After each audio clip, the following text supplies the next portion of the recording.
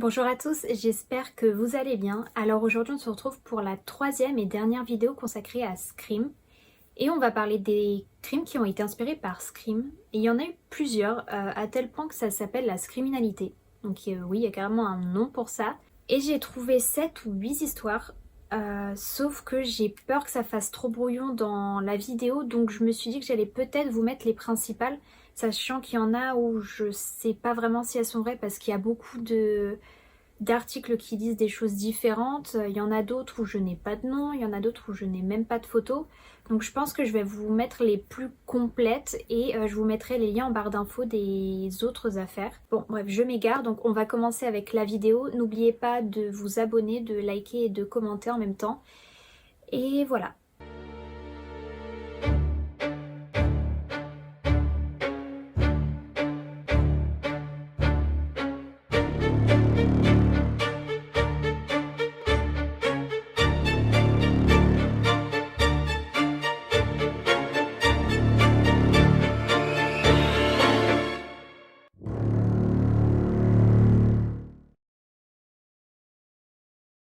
Et on va commencer avec l'histoire d'Ashley Murray qui se passe en Grande-Bretagne, à Harrogate, le dimanche 17 janvier 1999. Ashley Murray, alors âgée de 13 ans, est entraînée dans la réserve naturelle de Birkrag par Daniel Gill, 14 ans, et Robert Fuller, 15 ans.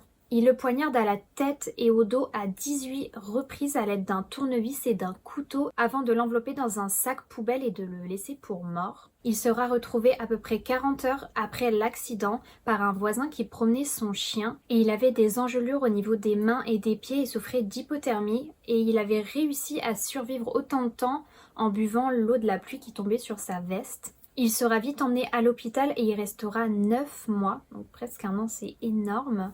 Et il aura un poumon perforé et des côtes cassées et l'une des blessures a manqué d'1 millimètre, un gros vaisseau sanguin, donc ça aurait pu être beaucoup plus grave.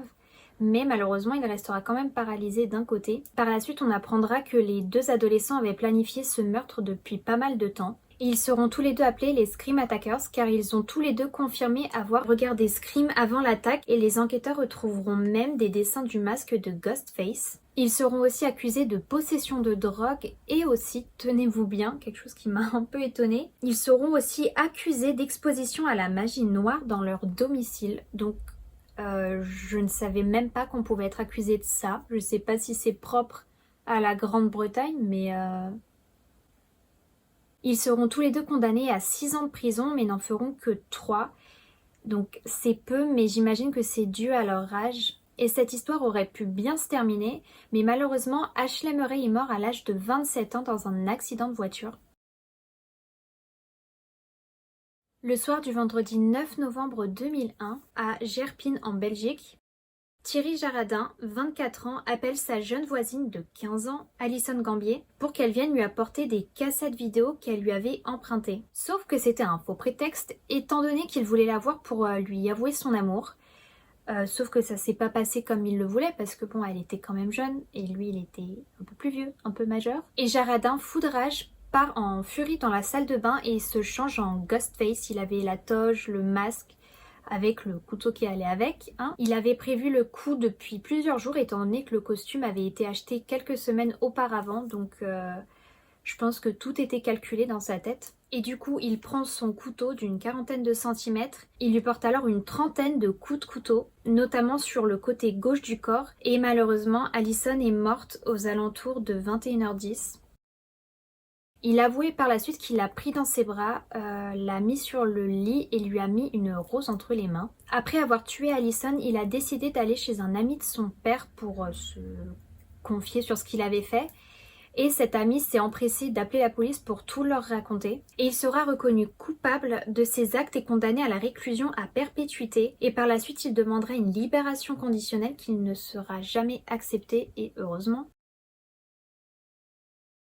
Le lundi 3 juin 2002, Alice Beaupère, une jeune fille de 15 ans, gît sur la pelouse en bordure du boulevard périphérique à Saint-Sébastien-sur-Loire, dans la banlieue de Nantes en Loire-Atlantique. Un peu plus tôt dans la journée, Julien regarde pour la énième fois les films de Scream. Il appelle alors une de ses copines pour qu'ils puissent sortir ensemble, sauf qu'elle n'est pas disponible. Du coup, il en appelle une autre et pareil. Il essaye alors une autre de ses camarades, à savoir Alice, et malheureusement elle l'accepta.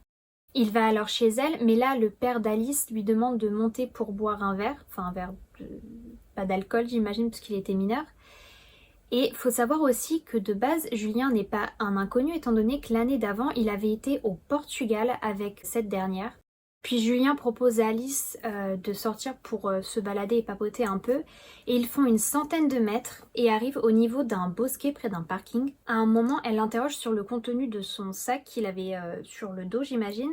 Et il lui dit « tu vas voir rapidement ». Là, il sort des gants noirs, le masque à capuche de Ghostface et brandit un couteau de cuisine et lui assène 17 coups de couteau. Et il prendra la fuite avec son couteau à la main en entendant un des voisins arriver. Elle sera retrouvée par ce même voisin qui était en train de promener son chien aux alentours de 19h10. Elle aura le temps de dénoncer le coupable avant de mourir vers 20h15 à l'hôpital de Nantes.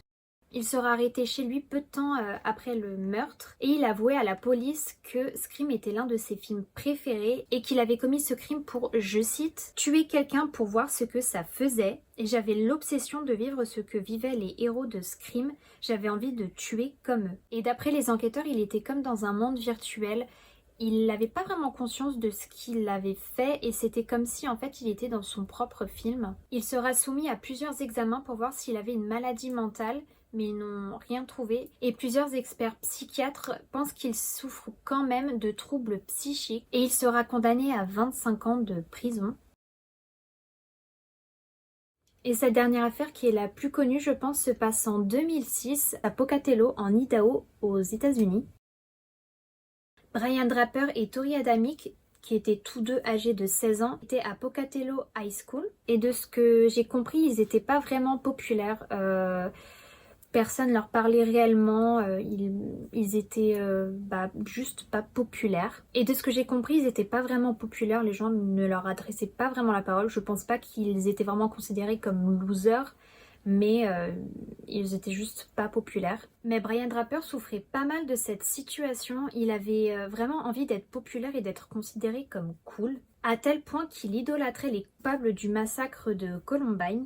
Et il voulait devenir tellement populaire qu'il voulait en fait faire comme eux pour devenir aussi connu qu'eux. Quant à Tori Adamick, lui il adorait vraiment les films d'horreur, notamment le film Scream. Et il voulait faire comme dans le film, il voulait carrément se filmer. Et c'est d'ailleurs ce qu'ils feront en élaborant tout un plan pour tuer une de leurs camarades et le documenter. Leur première victime s'appelait Cassie Jo Stoddart, 16 ans, et elle était du même lycée qu'eux. C'était d'ailleurs le crush de Brian, et ils l'ont même filmé un moment dans leur documentaire, ce qui rend vraiment la vidéo encore plus creepy quand on sait ce qui va se passer le soir même.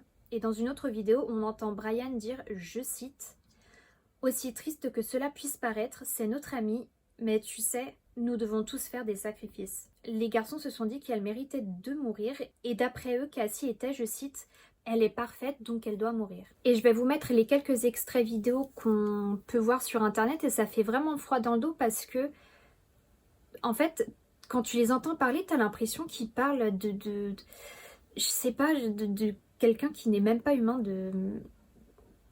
comme si en fait c'était normal de tuer, c'est vraiment glauque. September 22nd to 2006, we're skipping our fourth hour. We're not even our plan right now. I'm telling Cassie's family, but she had number one. We have to stick with the plan. And she's perfect, so she's gonna die. Et là, je vais un peu parler de Cassie du coup. Cassie habitait chez ses grands-parents avec sa grande sœur et son petit frère. Pourquoi pas chez ses parents, je sais pas du tout. Et elle était en couple avec un garçon appelé Matt Beckham et ils étaient ensemble depuis 5 mois. Et Cassie voulait devenir vraiment indépendante, c'est pour ça qu'elle a pris plusieurs jobs par-ci par-là, comme du babysitting pour garder son petit cousin. C'est pourquoi le vendredi 22 septembre 2006, Cassie se rend chez sa tante et son oncle Allison et Frank Contreras pour s'occuper des 3 chats et 2 chiens de la famille car ils étaient partis en week-end. Et vers 18 h, elle demande à Matt de venir la rejoindre chez son oncle pour qu'ils passent la soirée ensemble pour pas que elle s'ennuie, puisqu'il n'y avait pas grand chose à faire non plus. Plus tard, Matt demande à Cassie s'il peut inviter Brian et Tori à venir parce qu'ils s'ennuyaient un peu, chose qu'elle accepta même si elle n'était pas trop pour, étant donné qu'elle n'avait pas prévenu son oncle ni sa tante de la venue de Tori et Brian. There should be no law against killing people. Hell, you restrict somebody from it, they're gonna want it more. We found our victim, and sad as it may be, she's our friend. But you know what? We all have to make sacrifices. Our first victim is going to be Cassie Stoddard. She's going to be alone in a big, dark house out in the middle of nowhere. How perfect can you get? I mean, like, holy shit, dude. I'm horny just thinking about it. Hell yeah. Et là, Tori et Brian arrivent, Cassie leur fait alors visiter la maison, y compris le sous-sol, et vous verrez que ça a son importance. Après ça, les 4 adolescents sont partis dans le salon pour regarder le film Kill Bill volume 2, mais Tori et Brian ont décidé de partir avant étant donné qu'ils s'ennuyaient un peu, et ils ont dit qu'ils allaient aller au cinéma pour voir un film là-bas. Ce qui a arrangé en soi Cassie parce qu'elle voulait vraiment passer du temps avec son copain, ce qui est normal. Et avant de partir, je sais pas vraiment comment il a fait, mais Brian a réussi à déverrouiller la porte du sous-sol et ils sont partis. Mais comme vous vous en doutez, ce n'était qu'une excuse, étant donné qu'ils sont repartis à la voiture, ils ont un peu attendu. It's 9:50, September 22nd, 2006. We know there's lots of doors. There's lots of places to hide. I locked the back doors. It's all locked. Now we just gotta wait. Et sont re-rentrés par la porte du sous-sol, vêtus de vêtements sombres, de gants et de masques blancs et rouges. Alors que Casey et Matt sont en train de regarder la télévision, Tori et Brian décident de faire du bruit avec des cendriers en verre pour les attirer en bas pour pouvoir leur faire, je cite, peur. Sauf que ça n'a pas marché. Ils décident alors de couper le courant pour les obliger cette fois-ci à descendre, sauf que là non plus ça n'a pas marché. Et je sais pas d'ailleurs pourquoi ils sont pas descendus, je trouve ça bizarre parce que quand tu vois qu'il y a des soucis comme ça, t'as peut-être envie d'aller voir, surtout qu'ils étaient 2. Bon après je dis ça, mais même moi je crois que si j'avais entendu des bruits comme ça bizarres, je serais juste partie de chez moi et je serais plus jamais revenue. Mais Cassie paniquait un peu et Matt l'a remarqué, il a aussi remarqué que les chiens aboyaient en direction des escaliers. Et vu qu'elle était pas bien, il a alors décidé de demander à sa mère pour qu'il puisse rester avec Cassie dans leur maison, enfin la maison de l'oncle et la tante à Cassie. Sauf qu'elle n'a pas voulu, elle lui a demandé si elle ne voulait pas plutôt dormir chez eux pour qu'elle se sente peut-être plus en sécurité. Sauf que Cassie en fait elle voulait pas laisser les animaux tout seuls parce que elle se disait sûrement qu'elle allait être payée pour ça et qu'elle avait dit qu'elle allait rester pour ça, donc elle se devait de tenir ses engagements. Vers 22h30, la mère de Matt arrive pour venir le chercher parce que vu qu'elle ne voulait pas qu'il dorme là-bas, il fallait bien qu'il rentre au bout d'un moment. Et entre-temps, il a appelé Tori pour savoir ce qu'il faisait, peut-être pour les retrouver plus tard. Matt dira plus tard qu'il pouvait à peine entendre Tori parler vu qu'il chuchotait. Et à ce moment-là, il en a donc déduit qu'ils étaient bien au cinéma. Après le départ de Matt, Tori et Brian ont de nouveau éteint la lumière dans l'espoir de faire descendre Cassie. Sauf que cette dernière n'est jamais descendue et en même temps, je pense comprendre pourquoi, parce qu'elle devait être totalement effrayée quand t'es toute seule dans une maison comme ça, toute seule ou tout seul d'ailleurs, dans une maison et que t'entends du bruit. Moi non plus, je pense pas que je serais partie, je pense que je me serais enfermée dans une pièce quelque part. Et j'aurais peut-être potentiellement appelé la police aussi. Parce que bon, il n'y a pas eu que la lumière, il y a eu les bruits bizarres des cendriers et tout, donc... Je sais pas trop pourquoi ils ont rien fait, je trouve ça bizarre à moins que... Bon, en fait je sais pas. Ils décident alors de monter à l'étage jugeant l'attente trop longue et Brian s'amuse à claquer la porte d'un des placards qui était en haut des escaliers pour effrayer Casey. Et après ça, il l'attaque brutalement en lui donnant 30 coups de couteau dont 12 étaient potentiellement mortels. I just killed Cassie. We just left her house. This is not a fucking joke. I'm shaking. I stabbed her in the throat and I saw her lifeless body just disappear. Dude, I just killed Cassie. Oh, fuck. That felt like fucking real. I mean, it went by so fast. Shut the fuck up, we gotta get our act straight. Le lendemain, vers midi, Matt a essayé de la joindre à plusieurs reprises, mais elle n'a pas donné signe de vie, comme vous pouvez vous en douter. Il y a même aussi sa mère qui a essayé de la joindre, enfin la mère de Cassie, mais sans succès. Et ironie d'histoire, c'est que Matt a passé le samedi soir chez Tori avec sa famille et à un moment il était très inquiet, du coup il a demandé à Tori s'il pouvait l'emmener chez Cassie, sauf que celui-ci a répondu que non, il n'avait pas assez d'essence pour ça. Évidemment. Le dimanche 24 septembre vers 13h15, soit 2 jours après le meurtre, la cousine de Tracy rentre chez elle. Et là, elle s'aperçoit que la porte d'entrée est ouverte et qu'il y a du verre brisé par terre, ce qui est très suspicieux. Et elle retrouvera le corps de Cassie dans le salon gisant dans une mare de sang entre le canapé et la télévision. Elle avait des blessures au niveau de la tête, de la jambe gauche et avait le petit doigt gauche quasiment coupé. Et quand la police est arrivée, ils ont remarqué que tous les objets de valeur étaient à leur place, ce qui laisse penser que ce n'était pas un cambriolage et que le meurtre était intentionnel. Et elle a énormément de blessures, ce qui laisse penser que l'agresseur connaissait Cassie, puisqu'en général, quand il y a autant de coups portés à quelqu'un lors d'un meurtre, c'est que souvent la personne connaissait sa victime.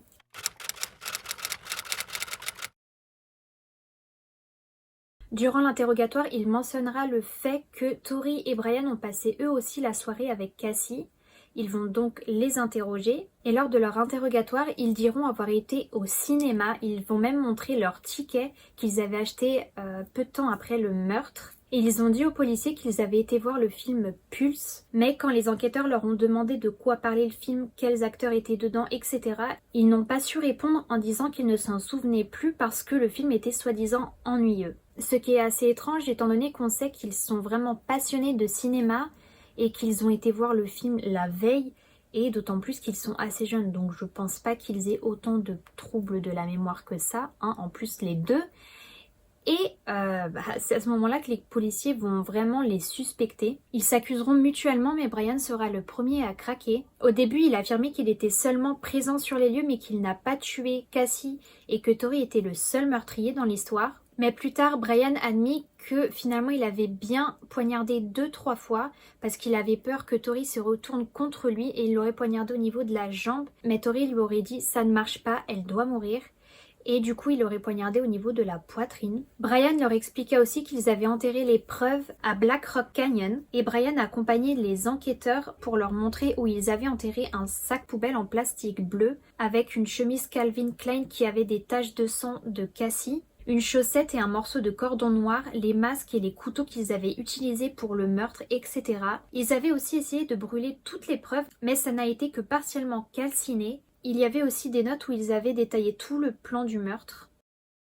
En 2007, après avoir été reconnus coupables de meurtre au premier degré, chacun a été condamné à une peine d'emprisonnement à perpétuité sans possibilité de libération conditionnelle et 30 ans à vie pour avoir été reconnus coupables de complot en vue de commettre un meurtre. Ils feront appel plusieurs fois mais toutes les demandes ont été rejetées. Et en 2010, la famille Stoddart a intenté un procès au district scolaire d'Idaho. Ils ont affirmé que l'école était négligente et qu'ils auraient dû voir que Brian et Tori étaient des dangers pour les autres. Sauf que le tribunal a rejeté l'affaire en affirmant que l'école n'était pas responsable des actions des assassins. Et je suis plutôt d'accord parce que en faisant mes recherches, j'ai pas vraiment lu à un seul moment que Brian et Tori avaient eu des actions étranges avant le meurtre. J'ai plus l'impression que c'était des gens qui étaient dans leur coin et puis c'est tout. Si on voit quelqu'un dans un coin, on va pas automatiquement se dire qu'il va tuer quelqu'un, sinon on est beaucoup à tuer des gens.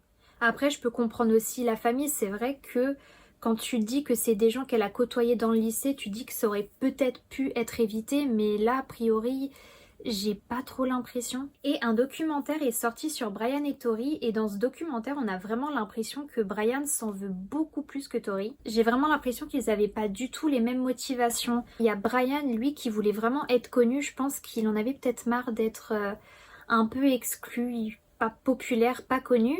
Alors que Tori lui c'était, j'ai l'impression de vraiment tuer pour savoir ce que ça fait. Mais le pire dans ce documentaire, et ça me rend zinzin, c'est que les parents de Tori pensent réellement que leur fils est innocent et qu'il n'a rien à faire en prison. Après, c'est pas comme si leur fils avait dit explicitement qu'il était excité par le fait de tuer une fille. Mais il est innocent, il est blanc comme neige. Et selon le psychiatre Serge Tisseron, les images font partie intégrante de la réalité des jeunes, mais ne sont dangereuses que dans le cadre d'une pathologie. Et moi aussi, je suis plutôt du même avis. Je me dis que tout ce qui est film, séries, jeux vidéo, livres et tout ce que vous voulez, je pense que ça peut effectivement influencer, mais pas de là à passer à l'acte. Parce que moi, par exemple, je regarde beaucoup de séries, de films en lien avec le meurtre, même des... Je sais pas, j'ai déjà regardé des photos de cadavres ou ce que vous voulez. C'est pas pour autant que je vais aller tuer quelqu'un. Enfin... non, je pense vraiment que ça peut effectivement influencer, mais quelqu'un qui est déjà pas stable mentalement, si je puis dire, parce que une personne normale, ça arrive à faire la part des choses entre les films et la réalité, alors que j'ai l'impression qu'ils mélangent tout, ils se prennent pour le héros d'un film ou j'en sais rien et du coup bah malheureusement ça donne ça. Et voilà, c'est tout pour cette vidéo, j'espère que vous avez aimé. N'hésitez pas à me dire ce que vous en avez pensé en commentaire, à liker la vidéo et à vous abonner d'ailleurs. Mais n'hésitez pas à me dire si vous aussi vous pensez que les films d'horreur n'influencent pas nécessairement les gens mais que ça aide pas quand il y a une pathologie, ou si vous pensez vraiment que ça n'a aucun rapport, ou si vous pensez justement que ça a totalement un rapport avec. Puis on se retrouve la semaine prochaine pour une nouvelle vidéo.